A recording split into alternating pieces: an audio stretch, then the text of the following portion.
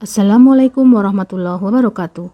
Kali ini kita akan pelajari materi mengenai pihak-pihak yang terkait dengan ekspor. Ada banyak pihak yang terlibat dalam kegiatan ekspor. Dari negara asal, ada pihak produsen, distributor atau agen, dan eksportir. Kemudian ada pihak dari bea cukai atau custom clearance dalam hal pengurusan administrasi dan proses pengiriman atau pengeluaran barang dari pelabuhan muat maupun dari pelabuhan bongkar di suatu wilayah pabean. Jadi dalam hal ini akan muncul dokumen-dokumen serta bea keluar dan pajak lainnya jika ada. Selanjutnya ada pihak shipping company atau melalui freight forwarder, EMKL atau MKO, serta insurance company, surveyors, serta bank. Sebelum memasuki negara tujuan, ada pihak bea cukai atau custom clearance dalam hal pengurusan administrasi dan dokumen-dokumen maupun bea masuk serta pajak lain jika ada. Di negara tujuan atau pelabuhan bongkar terdapat pihak-pihak importer, wholesaler, agent, user, atau end customer. Yang pertama, eksportir. Eksportir secara umum dibagi menjadi dua, yaitu eksportir produsen dan non-produsen. Untuk eksportir produsen merupakan eksportir yang menjual barang hasil produksinya sendiri. Eksportir ini dapat menawarkan dengan merek sendiri atau tanpa merek. Eksportir ini juga dapat menggunakan merek pembeli atas permintaan importir. Ini disebut dengan private label.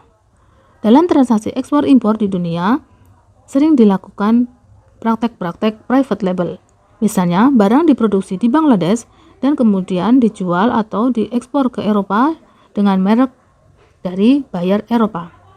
Atau barang impor dari China kemudian dijual di Indonesia dengan merek dari pembeli Indonesia. Demikian pula dalam hal quality control juga dapat mengikuti permintaan pembeli. Untuk eksportir non-produsen atau disebut juga dengan trader atau trade eksportir. Eksportir ini tidak memproduksi sendiri, namun hanya menjual kepada buyer. Jadi fokusnya pada mencari buyer. Eksportir ini dapat bertindak sebagai agen pemasaran bagi produsen. Para perusahaan dagang juga dapat menjadi agen dari produsen barang ekspor. Jadi dari negara asal eksportir ada pihak-pihak seperti produsen atau supplier, distributor atau agent, dan eksportir yang memproduksi barang sendiri. 2. Shipping company. Shipping company merupakan perusahaan pelayaran yang memiliki kapal untuk mengekspor barang ke negara tujuan ekspor atau NTA. Untuk angkutan udara, mereka adalah para maskapai penerbangan. Eksportir atau produsen tidak berhubungan langsung dengan shipping company. Biasanya, eksportir akan menghubungi melalui forwarder atau MKL atau MKU untuk pengurusan pengiriman barangnya. Pihak-pihak forwarder yang akan berhubungan langsung dengan shipping company. Yang ketiga adalah forwarder atau MKL atau MKU. Merupakan perusahaan jasa yang membantu eksportir dalam pengiriman barang dan pengurusan dokumen ekspor. Di antaranya, pengiriman barang dari gudang ke pelabuhan muat, pengurusan dokumen di kantor bea dan cukai atau customs clearance, mencarikan perusahaan pelayaran ke negara tujuan, koordinasi dengan surveyor, membantu pengurusan dokumen tambahan seperti SKA, fumigasi, dan lainnya. Yang perlu diperhatikan di sini dalam pemilihan forwarder adalah dipilih yang telah memiliki sertifikat PPJK atau perusahaan pengurusan jasa kepabeanan dari kantor bea dan cukai serta Menteri Keuangan. Dahulu MKL belum semua mengurus kegiatan kepabeanan di pelabuhan atau bandara disebabkan tidak semua EMKL memiliki izin PPJK. Saat ini EMKL sudah pasti memiliki izin PPJK. 4. Trucking company merupakan perusahaan yang memiliki armada angkutan darat seperti truk atau mobil box. Trucking company bukan EMKL dan PPJK. EMKL atau PPJK biasanya memiliki kerjasama dengan trucking company. Contoh dalam pengiriman barang dari gudang ke pelabuhan muat atau kalau impor dari pelabuhan bongkar ke gudang pembeli. Forwarder juga dapat sekaligus memiliki trucking company. 5. Surveyor.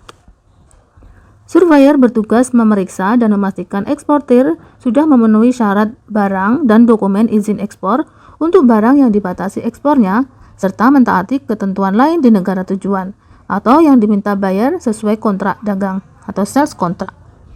Perusahaan surveyor contohnya adalah Sukovindo, SGS, PT Surveyor Indonesia. 6. Karantina. Karantina adalah tindakan sebagai upaya pencegahan masuk dan tersebarnya hama dan penyakit atau organisme pengganggu dari luar negeri dan dari suatu area ke area lain di dalam negeri atau keluarnya dari dalam wilayah Republik Indonesia. Misalnya, Phytosanitary Certificate berasal dari negara asal atau negara transit, kemudian memasuki melalui tempat pemasukan yang telah ditetapkan, melaporkan dan menyerahkan kepada petugas karantina di tempat pemasukan untuk tindakan karantina.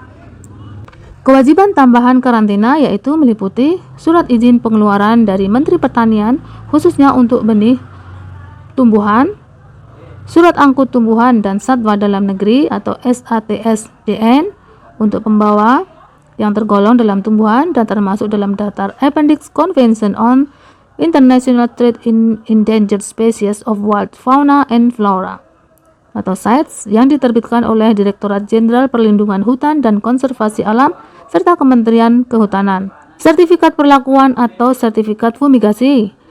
Ini juga contoh dari sertifikat yang disyaratkan oleh negara tujuan. Kemudian packing declaration khusus untuk kemasan kayu. 7. Asuransi. Asuransi laut atau marine insurance bersifat opsional dan tidak wajib, tergantung dari permintaan buyer. Asuransi dapat di negara tujuan ekspor. Asuransi berkaitan dengan potensi adanya gangguan atau kerusakan selama pengiriman.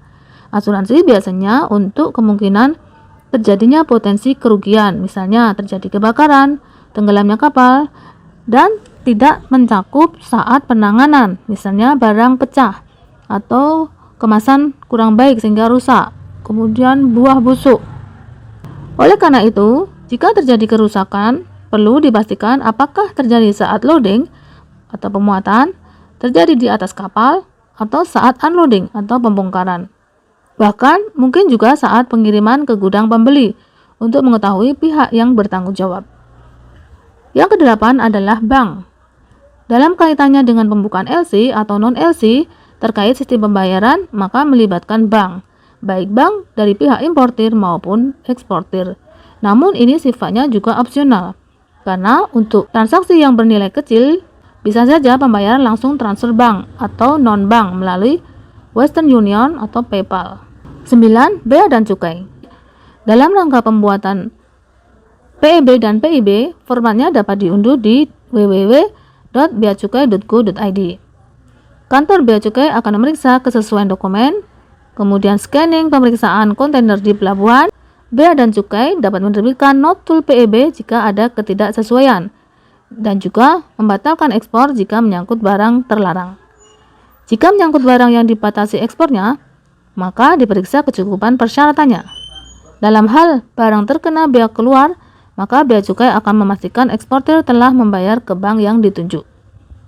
10 adalah pihak dari importir. Di sini ada importer itu sendiri, kemudian wholesaler atau agent, kemudian user atau pengguna atau pembeli akhir. Demikian kurang lebihnya pihak-pihak yang terkait dengan ekspor. Semoga bermanfaat. Wassalamualaikum warahmatullahi wabarakatuh.